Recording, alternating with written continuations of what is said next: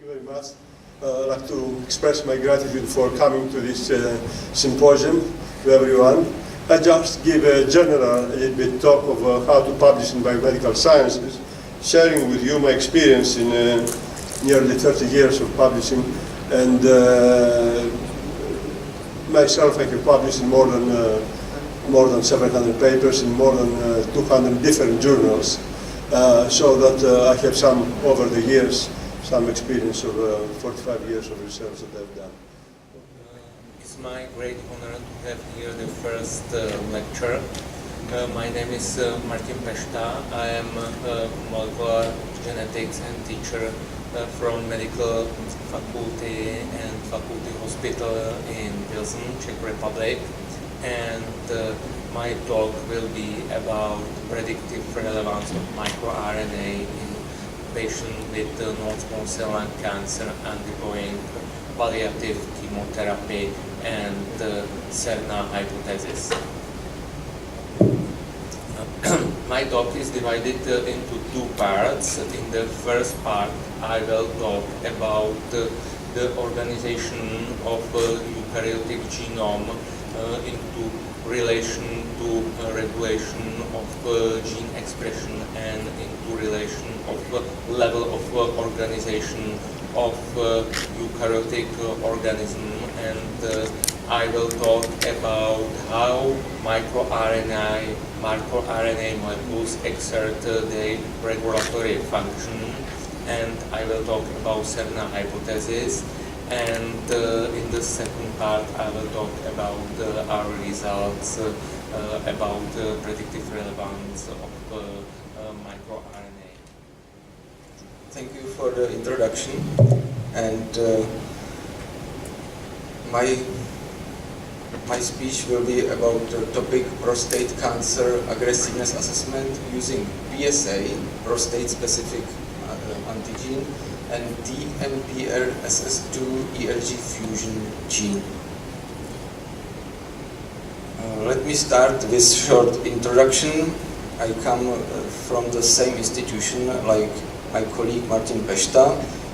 We are from the Czech Republic, or Czechia, in the heart of Europe, a small country in Europe. And now I am a biochemist, and I am focused on immunochemistry. Honorable participants, ladies and gentlemen, my name is Xiaokang Wang. I come from Thanon Hospital of Wuhan University, China. I'm so honored to be here to give my presentation. The title of my academic presentation is TRPM7 deficiency suppresses cell proliferation and metastasis in human colorectal carcinoma by regulating axial mesenchymal transition. Transient receptor potential metastatin 7, that is TRPM7, is a member of Chenzymes. Good morning, everyone. I'm Go Bilo from Shanghai Cancer Center, and I'm very honored to be here. So today I will talk about Lewis antigen and CA19-9 in pancreatic cancer. So the organ of pancreas is a digestive organ and also an endocrine organ in vertebrate. And this pancreas was first identified by Herophilus, a very famous Greek anatomist and surgeon. And the term pancreas is literally from some Greek words, literally meaning all flesh, originally because that is flesh consistency. And the term pancreatic cancer means pan cancer, all cancer, indicating its high aggressiveness. And that means pancreatic cancer has full ability to migrate, invasive, and also metastasis. Thank you, Dr. Luo, for kind introduction. We are screening signal transduction inhibitors of low molecular weight from nature and by molecular design. The purpose is to develop new chemotherapeutic agents and another purpose is to study the mechanism of diseases. Today, I would like to talk on plant-derived alkaloid conophyllin, its inhibitory activity of tissue fibrosis. Good morning, everyone. I introduce this result. PM2.5 is contained in air pollution and is cause of inflammation in lungs and trachea. In the present research, we set up the cellular model of PM2.5 induced inflammation and try to inhibit in our NF-kappa B inhibitor. Thank you for introduction. Good morning. For this moment, I would like to talk about anti-inflammatory flavonoid of Casuary tobacco leaf, a regenerative therapeutic agent for repopulation of human gingiva fibroblasts in one healing model. The background that our previous study so that tobacco of leaf casuary have a potential antibacterial agent to periodontal pathogen, and then this flavonoid also have excellent biocompatibility in the rat osteoblasts and human gingiva fibroblasts. 100 kilometers south to Taipei in Taiwan. And it is my pleasure to have this opportunity to present our research result about regulation of inflammation and stimulus by negative regulator of inflammatory signaling pathway here.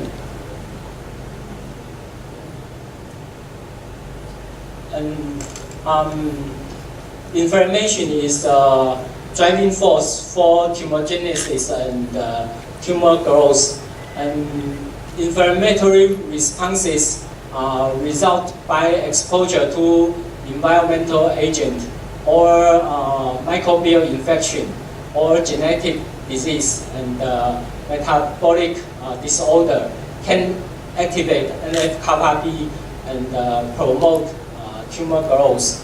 And it is known that about 15 to 20% of tumor genesis is inflammation related. So I'm going to talk about the immunotherapy to treat the cancer, particularly for the gynecological cancer. So since I'm going to talk about immunotherapy and I have to promote immune is good for the treat the cancer. But in general, right, so actually the response could be for bad immune response, bad inflammation. And sometimes actually it's good inflammation is good, right? So in internal immunology, we have called Th1 response and Th2 response. So in general, Th2 response, it's called bad inflammation that potentially promote the cancer formation. But the Th1 is better to suppress the cancer. So I want to emphasize that point first. In terms of today's talk, I'm going to briefly talk about the general immunology, and then I'll talk about the current treatment for the cancer treatment use the immunotherapy. And finally, I'm going to talk about the now technology we have developed to treat the cancer. Already I shared, but once again, I'd like to introduce myself. I'm from South Korea, city Busan, and I'd like to talk about the gene therapy development of hepatocellular carcinoma. The content consisted of a basic concept of gene therapy and then cancer targeting gene therapy, and the modality proposed by our team, and move to hepatocellular carcinoma targeting gene therapy. Finally, I proposed an enhanced hepatocellular carcinoma gene therapy. My name is Nigerian. You can also call me Yolanda. I come from China. And it is a great honor to be here to be asked for my current research on this session in this symposium. Is my voice loud enough? Okay. Today, I'd like to talk about my current research, the comprehensive analysis, the early therapeutic targets of the breast cancer. I shall first talk about the breast cancer, the research background, and then touch on the methods, and finally discuss the results of this study, and introduce some integrative therapies for the breast cancer or the precancerous lesions, like the traditional Chinese medicine, the TCM in brief. Okay, recent years, the hottest topic for genocide should be anti-cancer activity, which is first developed by the Japanese scientists as genocide are to inhibit the growth of melanoma in mice in 1985.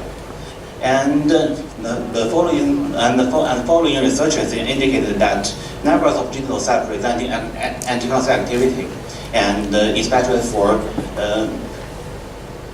RH group and RT group, and some small molecules and low molecule chemical like PPD and the compound K. So this is the early part where the host T cells, and thereafter the patient will subjected to conditioning regime, the high dose chemotherapy without total body irradiation, and sometimes radioactive isotopes. And after that high dose chemotherapy, patient will undergo early phase of neutropenia and thereafter lymphopenia, and almost 1 to 2 years the total reconstitution, even reconstitution takes place. So early, the hematopoietic stem cells will have the earliest GVHD or GVL effect, as well as in the chronic also GVHD and GVL effect. And I would like to thank Dr. Escondidos for the opportunity to present our research to this group. Again, my name is Ben Valdez and I'm from MD Anderson Cancer Center. The topic of my presentation is on the mechanism-based optimization of conditioning regimen for stem cell transplantation for lymphomas.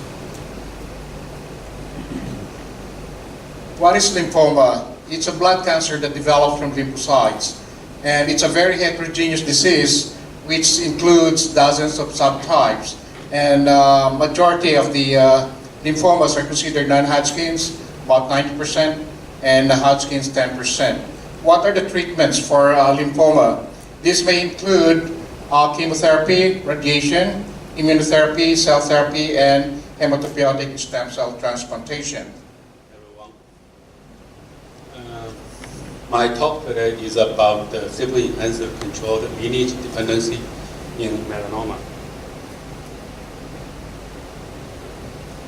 So the melanoma is one of the common cancer of skin cancer. It's the cancer of melanocyte origin. Although it's not the most common skin cancer, but it's the most deadly one. And every year there's more than 60,000 cases in America, and 10% of the patients will die from melanoma. Breast cancer is the most prevalent and second cause of cancer-related deaths in women worldwide.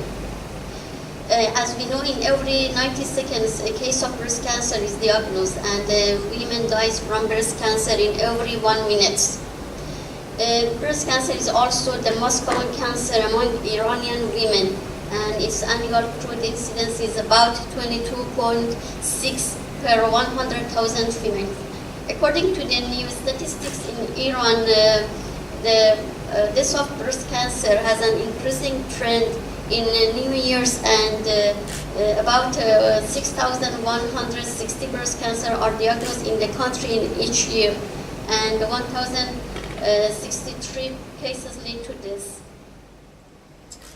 And the rate of cancer worldwide remain constant, and there is no known etiology. Radiology has been, or radiation has been implicated in some studies, but there is no proof that radiation or exposure to nuclear instances have increased the rate of salivary gland cancer. That's a very interesting question, Chris.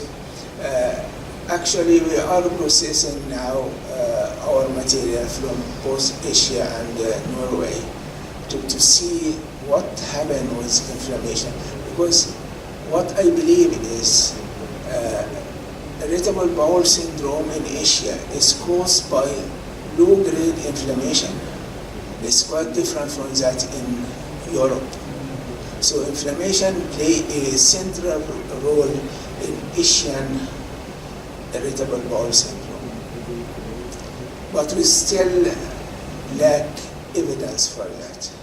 Thank you. One interesting gene, a product of the gene called SMARF2.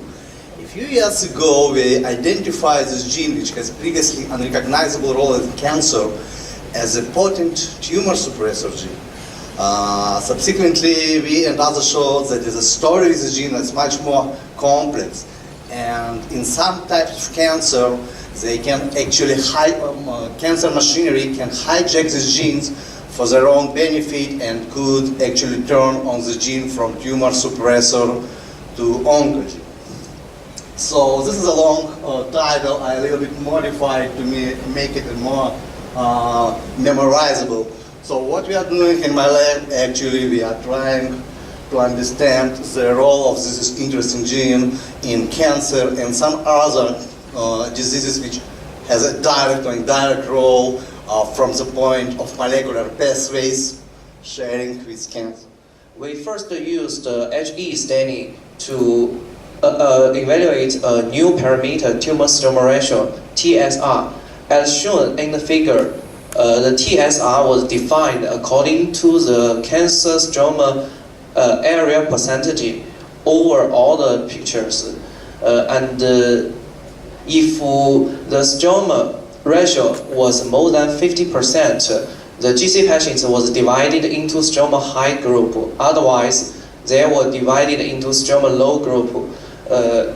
Like here in the KM survival curve analysis, the median OS of stroma high group was much shorter than that of stroma low group. So you know that central obesity is a problem in nowadays, and central obesity is an increase of body fat accumulation, especially in the visceral abdominal part, due to positive energy balance of the sugar, and we know it's contribute many comorbidities, and in Indonesia it's progressive increase with the case.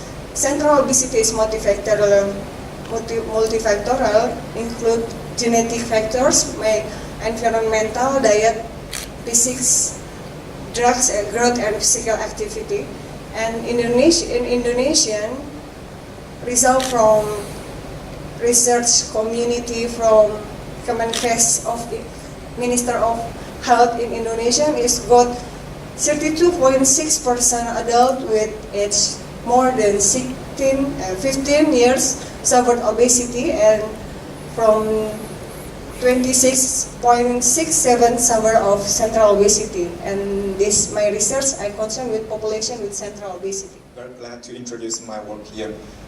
This work is actually based on our previous work that published 3 years ago. In that paper, we found that tropomyosin 1, which is a molecular widely distributed in the cytoskeleton, many works as in the muscle contraction in smooth muscle or non-smooth or skeleton muscles. But in 2002, some researchers in the United States found this also a tumor suppressor gene in breast cancer. And after that, many researchers found it also participate as a tumor suppressor in many solid tumors. And in 2015, we detect this gene expression levels in renal cell carcinoma, and we found we use 2 cell lines and some cancer tissues from 50 patients, and we found this was downregulated in the renal carcinoma compared with the normal renal tissues. Quite fast, and this disease, the main important factor, risk factor, this is exposure to the sun, to the UV light, but also several other chemical factors and reactive oxygen species, and also some other factors. Genetic predispositions are important for developing of this disease, and for progression of this disease, remodeling of extracellular matrix is involved in the pathogenesis. And some of the factors are matrix metalloproteinases, and we have focused on this last work on MMP7. This is matrilisin 1, which is the most smallest matrix metalloproteinase, and in cancer hasn't been studied much. Only 2 reports there are for the role, which show the role of MMP7 in immunohistochemistry level. So the conclusion is that B effects effectively attenuate the chemotherapy-induced IM by decreasing TH1, TH70 response and increasing CD1, CD25, FOXP3 tracks response. That's our work. Thank you very much. In the next part, we also evaluated the effect of organic sulfur on adhesion of cells to collagen 1, collagen 4, fibronectin, and laminin. We also observed that organic sulfur can modulate the adhesion of those cells to extracellular matrix proteins. We also observed that organic sulfur decreases the migration of cells, and as well as invasiveness of prostate cancer cells. Of the renin-angiotensin system, everybody knows that this system is regulated cardiovascular properties and water electrolyte balance, but in the last time many researchers shows that this peptide this system can regulate it also carcinogenesis and play a role in the proliferation, angiogenesis, and cancer progression. So far, thus in the present third apoptotic mechanism of LA was elucidated in STAT3 and kappa-B and the apoptotic signaling pathway in breast cancer cells. My topic is MOHI reverse the effects of 1-methyl and 4-peripyridine in PC12 cells through activation the PI3K-AKT single pathway.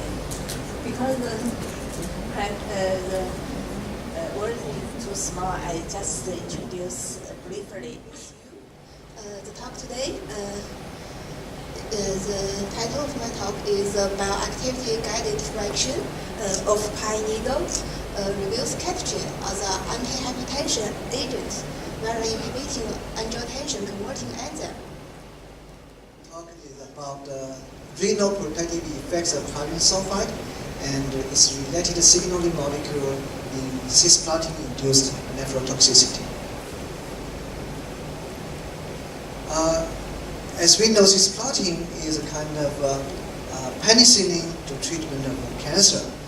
This is a simple chemical structure of cisplatin, and you can see cisplatin combined with guanine in the DNA, and then inhibit the cell proliferation, and therefore can be used to treat many types of cancers. So background, herniated intervertebral disc is a common cause of back and neck pain. You know, the intervertebral disc concludes 3 parts: the annulus, the nuclear purpose, and the end plant. In pathology conditions, the annulus can have some leakage or leak point. Then the nucleus pumped out through the through the weak point and compress the nerve root, cause actia, or the regular severe pain. Distinguished guests, ladies and gentlemen, good morning. My name is Wang, a student from Jinan University, which is located in Guangzhou, China. It's a great honor to be here to talk about the research about this session. The title of my research is Effects of Epimedium containing serum on MPY, MPY1R, MPY2R in BMSCS. Disease. Also, we investigate FOX3A is a transcriptor factor. Also, ATG4 is autophagy molecule, and LAM2 also autophagy marker. So we take these proteins, especially in our Chinese mouse, we can find also endocrine changes and immune modulation. Acute exposure can cause diarrhea, vomiting, leukocytosis, and with extremely high exposure, even death.